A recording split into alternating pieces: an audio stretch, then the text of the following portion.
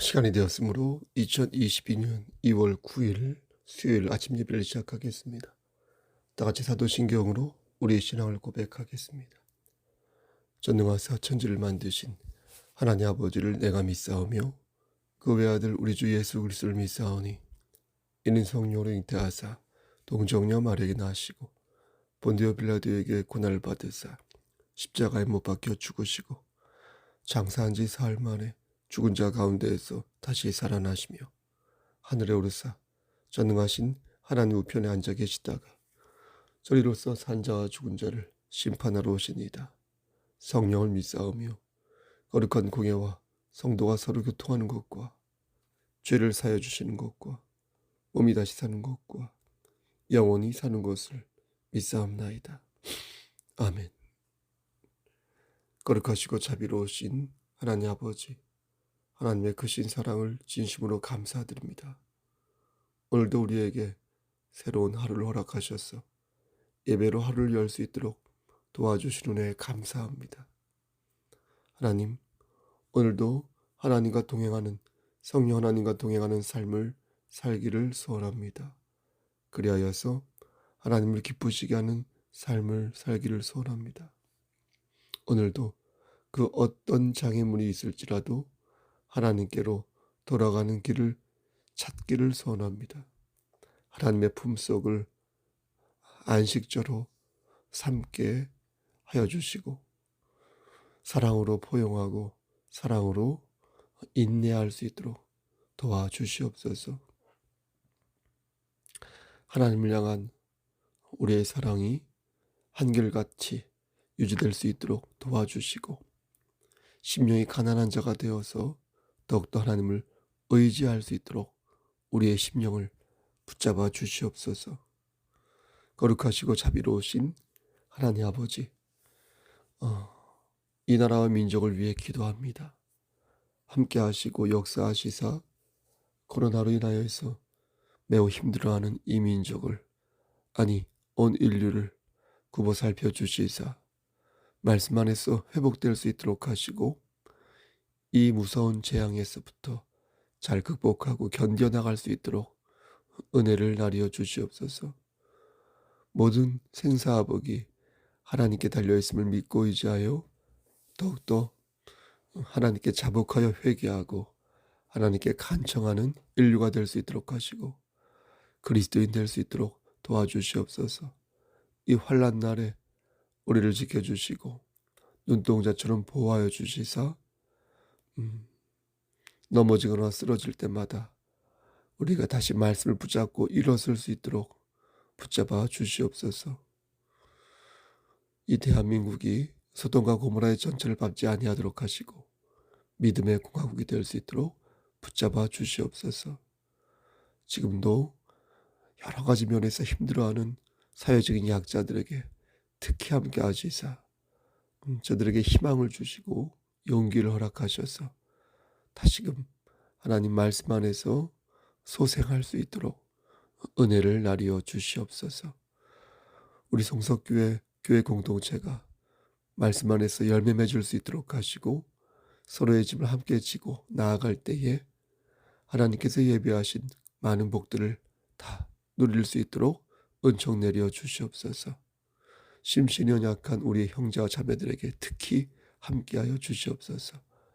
모든 말씀 예수 그리스도인 받들어 감사하며 기도드렸사옵나이다. 아멘. 하나님 말씀 요한계시록 21장 9절 그리고 27절입니다. 요한계시록 21장 9절 그리고 27절입니다. 신약성경 제성경으로 420쪽입니다. 9절 일곱 대접을 가지고 마지막 일곱 재앙을 담은 일곱 천사 중 하나가 나와서 내게 말하여 이르되 이리 오라. 내가 신부 곧 어린 양의 아내를 너에게 보이리라 하고 27절 무엇이든지 속된 것이나 가증한 일 또는 거짓말하는 자는 결코 그리로 들어가지 못하되 오직 어린 양의 생명책에 기록된 자들만 들어가리라. 아멘. 하나님 이 말씀을 들어 사용하여 주시옵소서. 예수 그리스도 이름 받들어 감사하며 기도드렸사옵나이다. 아멘. 요한계시록이 어렵게 느껴지는 이유는 말씀에 나오는 단어와 문장들을 지나치게 과장하여 이해하거나 아니면 문자 그대로 해석하여서 그런 것입니다. 예를 들어서 날아다니는 용이라는 단어가 나오면 그것을 문자 그대로 진짜 용이라고 생각하면 안 되는데 그렇게 생각하는 것입니다. 문자 그대로 생각해야 할 것이 있고 무엇 그게 상징하는 거라고 생각해야 할 것이 있는데 우리는 그것을 잘 구분하지 못하는 것입니다. 어렵습니다. 그래서 주의 종이 필요한 것이고 또 주의 종도 끊임없이 공부를 해야 하는 것입니다. 이렇게 말씀드리는 저 역시 마찬가지입니다. 기억력이 쇠퇴하여서 문장이 생각나지 않는다고 말을 하면서 게을러서 노력하지 않는 저 자신을 보게 되는 것입니다. 그러면 아니 된다고 재차 다짐해 보는 것입니다. 오늘 본문도 예전에 말씀을 전한 적이 있습니다. 다시 한번 공부하고 상기하는 마음으로 말씀을 전하려고 하오니 오늘 말씀 안에서 은혜를 받으시기를 소원합니다. 성경에서 말씀하는 용은 마귀를 의미하는 것이지 실제 하늘을 날아다니는 용을 뜻하는 것이 아님을 여러분도 아실 것입니다. 성경은 성경으로 해석해야 하는 것이 원칙인데 그러므로 용은 성경에서 마귀라고 말씀하고 있기에 용을 불을 뿜는 용이 아니라 마귀로 이해하는 것입니다. 다시 말씀드려서 성경 어느 곳에도 용을 하늘을 날아다니는 용이라고 말하는 대목이 없다는 것입니다. 요한계시록 12장 9절 말씀을 보면 용이 마귀를 가리킨다는 것을 알 수 있습니다. 큰 용이 내쫓기니 옛 뱀 곧 마귀라고도 하고 사탄이라고도 하며 온 천하를 꾀하는 자라. 따라서 우리는 이 말씀에 근거하여 성경에 용이라는 단어가 나오면 지금 마귀를 말씀하는 거구나. 온 천하를 꾀하는 악한 짐승을 말씀하고 있는 거구나 라고 이해하면 되는 것입니다. 이번에는 반대로 성경을 지나치게 상징적으로 이해하는 경우입니다. 이건 역시 성경을 곡해하는 건데요. 우리는 이런 해석을 주의해야 할 것입니다. 예를 들면 요한계시록 13장 18절 말씀에 나오는 666이라는 숫자가 그것입니다. 몇몇 성경 신학자들은 이 666이라는 숫자를 네로 황제로 이해하는데요. 6이라는 숫자가 완전수 7이라는 숫자에서 하나가 제하여진 숫자 아니겠습니까?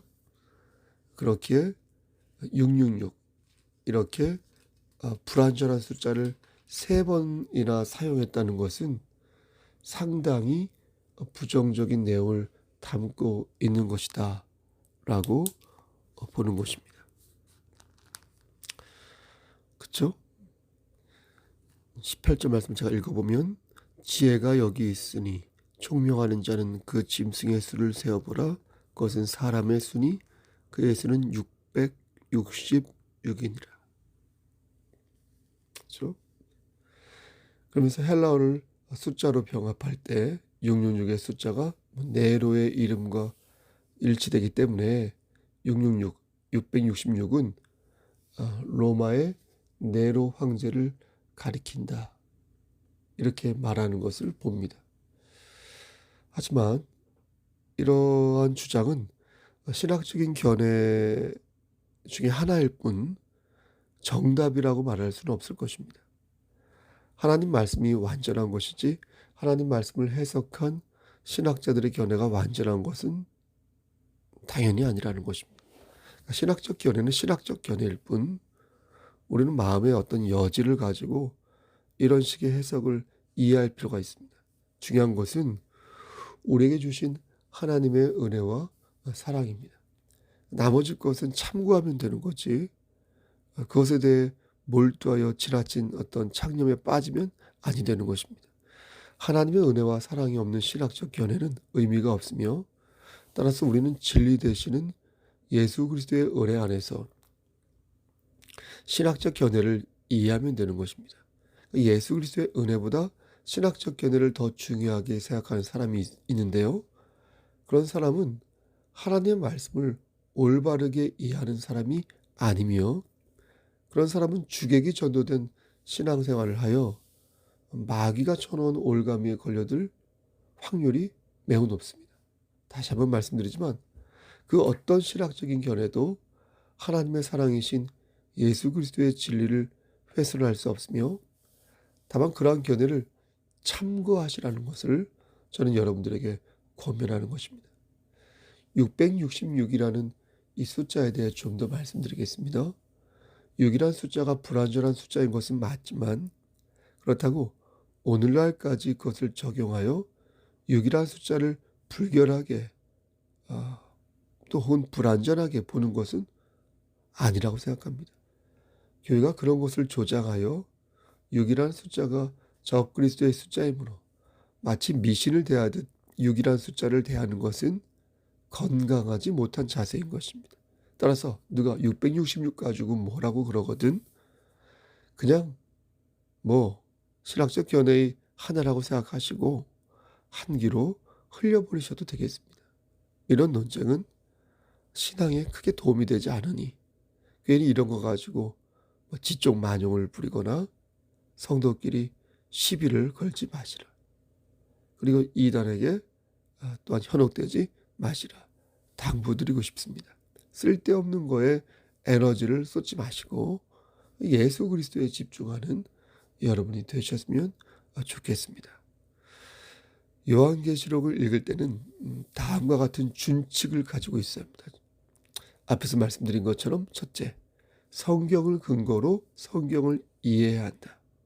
둘째, 하나님께서 주신 그 상식과 양심을 가지고 우리가 읽는 문장 있죠? 그걸 자연스럽게 읽어 내려가야 합니다.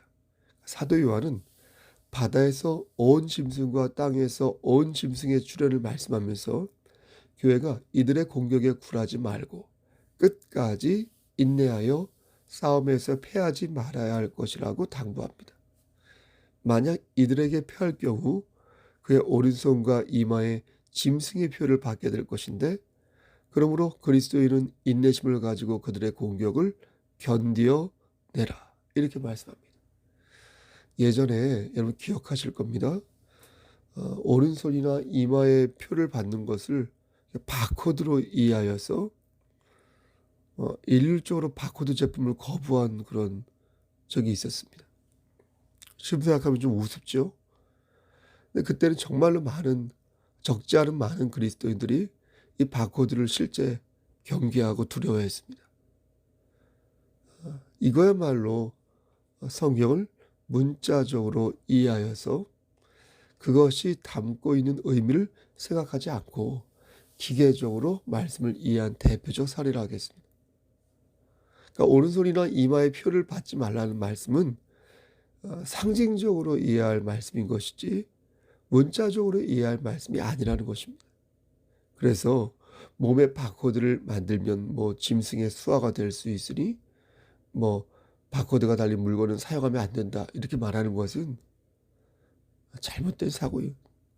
잘못된 주장인 것입니다. 성경적 사고가 아닌 것입니다. 다시 말씀드리지만 오른손이나 이마에 표를 받는 것은 짐승의 소유권을 인정하는 상징적인 표현이다. 이것을 카리그마라고 하거든요. 카리그마. 그러니까 짐승의 소유물이 되면 그는 그 짐승에게 충성하게 되고, 반대로 짐승에게 충성하지 않는 자는 여러 차원에서 어떻게 되겠습니까? 탄압을 받겠죠. 누명도 쓰겠죠. 경제적인 불이익을 겪겠죠. 물질적으로 해서 어려움을 겪겠죠. 바다에서 온 짐승들과 땅에서 온 짐승들이, 바다에서 온 짐승들과 땅에서 온 짐승들이 어떤 짐승인지는 지금으로서는 콕 집어 말할 수 없으나 우리는 우리의 삶 속에서 다양한 얼굴로 우리의 목을 죄는 짐승들의 공격을 숱하게 경험한 바 있지 않습니까? 그러므로 짐승의 모양들을 우리 스스로 우리에게 상정해 볼 수 있는 것입니다. 근데 여기서 유념해야 할 것은 나를 힘들게 하였던 그가 짐승이 아니라 짐승의 도구라는 것입니다. 또 여러분 보세요. 어쩌면 내가 짐승의 도구가 되어 누군가를 공격하는 장본인이었는지도 모른다는 것입니다. 따라서 중요한 것은 하나님의 말씀을 거울로 삼아 거짓과 진실을 구별하고 인내와 믿음으로 우리에게 직면한 환난을 이렇게 견뎌내는 것이지, 누군가를 막 정죄하고 탐해하고 그래서 그를 짐승의 무리로 취급하는 섣부른 행동은 하지 않는 것이 바람직하다, 지혜롭다 말씀드리겠습니다. 물론 명백하게 하나님의 말씀을 곡해하는 이단들은 단호하게 그들의 잘못을 지적하고 그들을 멀리하는 것이 옳겠지만, 그건 역시 하나님의 긍휼하심을 바라며 주께서 그들의 삶을 선도하여 주실 것을 바라야 옳은 것입니다. 경계하고 멀리하되 그들이 하나님 은혜 안에서 구제되기를 바라야 한다는 것입니다. 여러분, 인내와 믿음으로 환난을 극복하시기를 바랍니다. 낙오되지 마시고 새하늘과 새 땅에 반드시 도달하시기를 바랍니다. 인간 중심으로 성경을 읽지 마시고 하나님 중심으로 성경을 읽으시길 바랍니다. 하나님께서는 그러한 우리의 모습을 보시고 우리의 삶을 바른 길로 선도하여 주실 것입니다. 거짓 교사들을 물리쳐 주시고 그들이 자멸하도록 우리를 빛의 자녀로 더욱 강하게 세워주실 것입니다. 오늘은 우리를 위협하는 그릇된 종말관 중 하나를 여러분에게 소개하고자 합니다. 앞에서도 말씀드렸지만 예전에도 몇 번 말씀드린 내용인데요. 이름하여 세대주의 종말론입니다. 세대주의는 19세기의 영국의 형제단에서 시작된 어떤 사조인데요. 성경과 교회의 역사를 이렇게 시대별로 구분하여 하나님의 통치가 각 시대마다 어떻게 달랐는지, 그의 백성들을 시대마다 어떻게 구원하셨는지 가르치는 신학적 사조입니다. 여기서 꼭 말씀드리고 싶은 것은 세대주의의 종말론이 문제가 있다고 해서 그렇다고 그들을 마귀의 도구라고 일갈하는 것은 지나치다는 것입니다. 저는요, 세대주의자들이 주장하는 견해 모두가 잘못됐다고 생각하지는 않습니다. 그것도 신학적 견해의 일부분이라고 보기에 그들의 주장을 싸잡아 비난하면 안 된다고 생각합니다. 하지만 그릇된 부분이 몇 가지가 보이는데 지금 그것을 말씀드리고자 하는 것입니다. 세대주의 종말론은 인류의 역사를 7단계로 나누어 7단계로 나누어서 맨 마지막 단계를 천년왕국의 시대라고 말합니다. 천년왕국 시대가 열리기 전에 7년의 환란이 있는데 예수님을 영접한 사람들은 이 환란이 열리기 전에 하늘로 올라가지만 예수님을 영접하지 않은 사람들은 이 땅에 남겨져서 7년의 환란을 보내게 된다는 것입니다. 이때 적그리스도가 등장하여 악한 짐승을 부려 사람들의 오른손과 이마에 짐승의 표를 받게 하고 그 표를 받은 자는 약을 먹은 것처럼 잠시 행복해질 수 있지만 만약 그 표를 끝까지 받지 않는 자는 죽임을 당하게 된다는 것입니다. 그렇게 해서 7년의 환란이 지나면 예수님께서 지상에 쫙 재림하게 되시고 그 후로 천년왕국 시대가 시작된다는 것이 바로 세대주의 종말론자들이 주장하는 바입니다.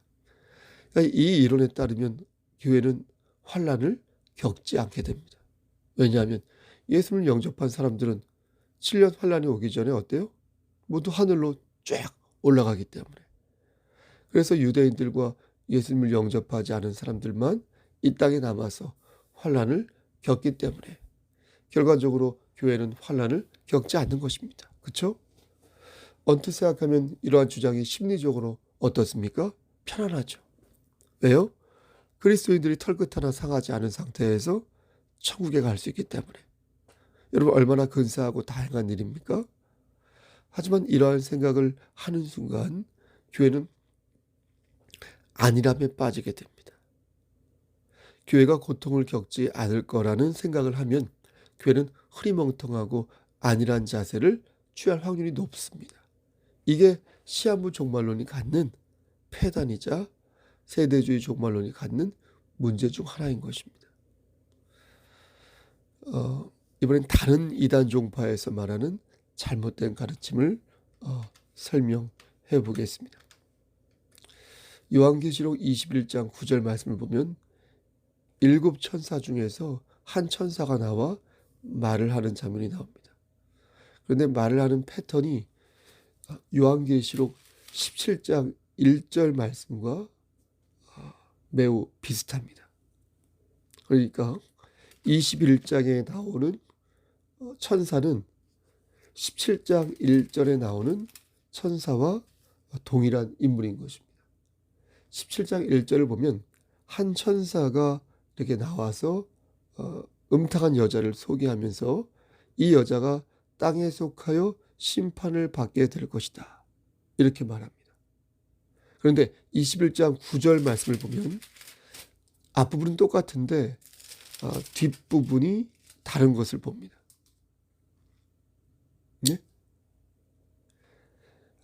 앞부분은 똑같은데 뒷부분이 다른 것입니다.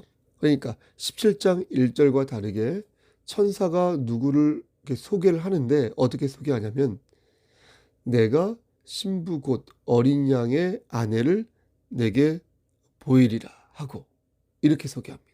그러니까 17장 1절에서는 천사가 타락한 음녀를 소개하지만 21장 9절에서는 천사가 어린 양의 아내인 순결한 신부를 소개하는 것입니다. 그러니까 음탕한 여자는 음탕한 여자를 말하는 게 아니라 심판받을 대상을 말하는 것입니다. 그럼 어린 양의 신부가 무엇입니까? 어린 양의 신부도 정말 어린 양의 신부, 여러분 웃으시겠지만 음매하고 우는 어린 양의 여자친구를 말하는 게 아니라 예수를 영접한 우리 같은 그리스도인을 말하는 거죠. 그렇죠? 어린 양은 예수님을 가리키는 것이고, 보세요, 어린 양의 신부는 여러분과 저 같은 그리스도인을 가리킨다는 것입니다. 아멘. 이게 매우 중요한 것입니다. 많은 사람들이 이 말씀을 가지고 자꾸만 속는 것입니다. 또 거짓으로 성도들을 현혹하는 것입니다. 어린 양은 누구를 말한다고요? 예수 그리스도를 말한다. 어린 양은 예수님을 말하는 것이지 이만이나 안상홍이나 한학자를 말하지 않는다는 것입니다. 무슨 근거로 이렇게 말씀드릴 수 있을까요?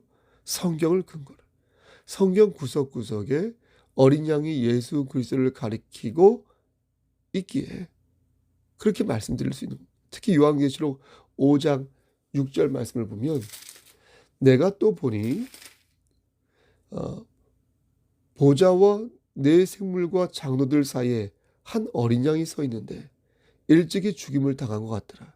그에게 7뿔과 7눈이 있으니 이 눈들은 온 땅에 보내심을 받은 하나님의 7영이더라. 여러분 뭐라 말씀하십니까? 어린 양이 서 있는데 일찍이 죽임을 당했다, 이렇게 말씀하고 있지 않습니까? 이렇게 명확하게 어린 양이 예수님을 가리킨다는 것을 증명하는 것입니다. 그럼 7뿔과 7눈은 무엇일까요? 예수님의 머리에 7뿔이 달렸고 예수님의 눈이 7개라는 말일까요? 이렇게 이해하는 사람은 아마 없을 것입니다. 왜냐하면 하나님께서 우리에겐 상식과 양심을 주셨기 때문에 우린 그러한 인식을 바탕으로, 능력을 바탕으로 하나님 말씀을 이해할 수 있습니다. 그럼 왜 7이라 한 것일까?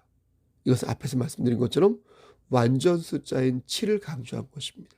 그러니까 사도 요한은 완전하신 예수님의 전능하심 있죠? 그것을 강조하기 위해서 이렇게 표현한 겁니다. 이렇게 성경은 성경을 통해 있는 것이 합당합니다.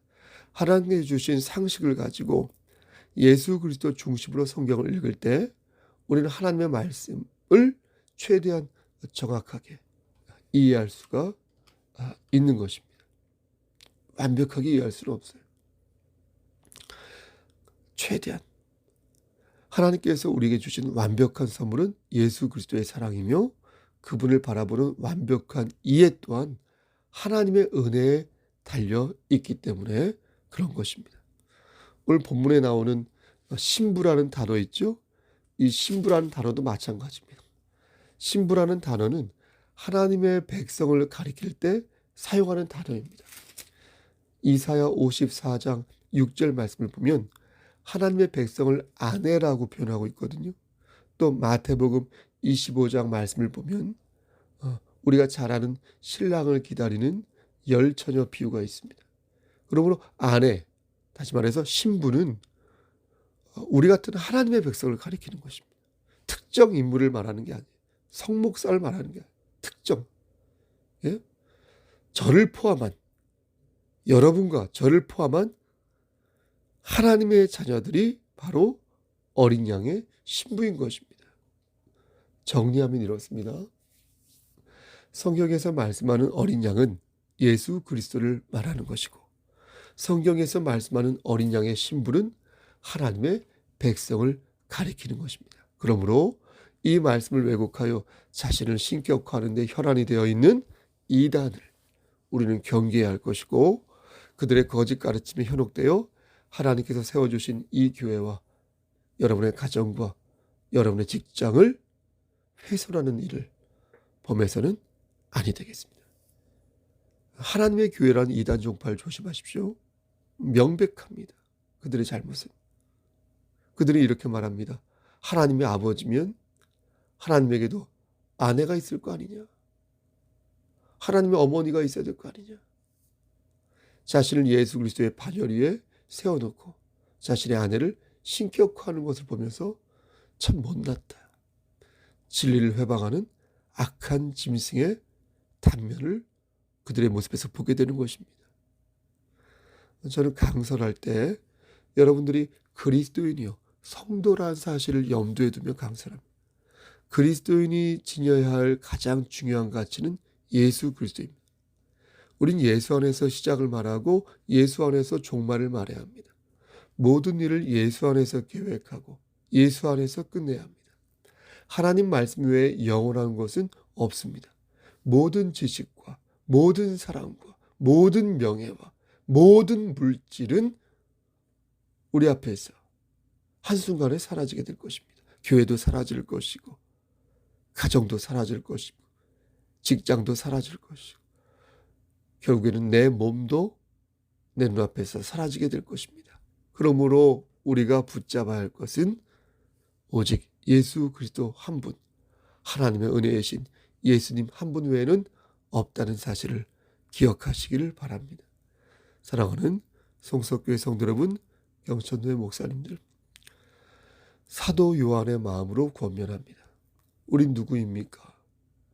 우리는 생명책에 기록된 자들 아닙니까? 오직 어린 양의 생명책에 기록된 자들만인 천국에 들어갈 수 있을 것이요 하나님의 은혜를 받은 자만이 천국에 들어갈 수 있다고 말씀하셨으니 그 은혜에 입각하여 주님의 은혜에 입각하여 오늘을 사시기를 권면합니다. 내가 나된 것은 하나님의 은혜로 된 것이니 내게 주신 그의 은혜가 헛되지 아니하여 내가 모든 사도보다 더 많이 수고하였으나 내가 한 것이 아니요 나와 함께 하신 하나님의 은혜로다. 모든 것이 주의 은혜라 믿고 오늘도 감사하며 사시기를 소원합니다. 예수 그리스도 안에서 우리는 짐승들과 맞서 이겨야겠습니다. 그래서 장차 예수 그리스도와 함께 세세토록 왕노릇하는 주의 자녀가 되어야겠습니다. 여러분, 오늘도 그렇게 정체성이 분명한 삶을 사시기를 우리를 죄에서 구속하여 주신 주 예수 그리스도인 받들어 간절히 축원합니다. 아멘. 하나님 좁으론 입으로 말씀을 전했습니다. 이 말씀이 바르게 전달될 수 있도록 주여 은혜를 나려 주시옵소서. 이제는 우리를 죄에서 구속하여 주신 우리 구주 예수 그리스도의 은혜와 아버지 하나님의 만극하신 그 사랑하심과 성령 하나님의 교통하시고 인도하시는 모든 역사하심이 하나님 말씀 안에서 오직 예수 그리스도의 은혜 안에서 우리의 정체성을 확인하며 그러면서 우리가 가야 할 길을 바르게 깨닫고 정진하기를 소원하는 여기 모인 성도와 그들과 그들의 가정과 이 재단과 이 나라 위에 하나님의 사랑하심이 세세토록 함께 계실지어다. 아멘. 예배를 마쳤습니다. 여러분, 오늘은 수요일인데요. 시간이 참 빨리 갑니다. 벌써 2월 9일 수요일입니다. 오늘 대면 예배를 드리는데 혹시 중간에 제가 문자를 드릴 수도 있겠습니다. 여러분, 예배에 소리하지 마시고 우리가 또한 지혜롭게 이 어려운 이 환난을 잘 극복해야겠습니다. 앉고 싶고 아니면 눕고 싶고 누우면 또 자고 싶은 게 인간의 욕망 아니겠습니까? 우리가 게을러져서는 또한 아니 되겠습니다. 여하튼 여러분, 오늘 말씀을 붙잡고 오늘 하루도 승리하시기를 간절히 소원합니다. 여러분, 건강 유의하시고 힘내십시오. 샬롬.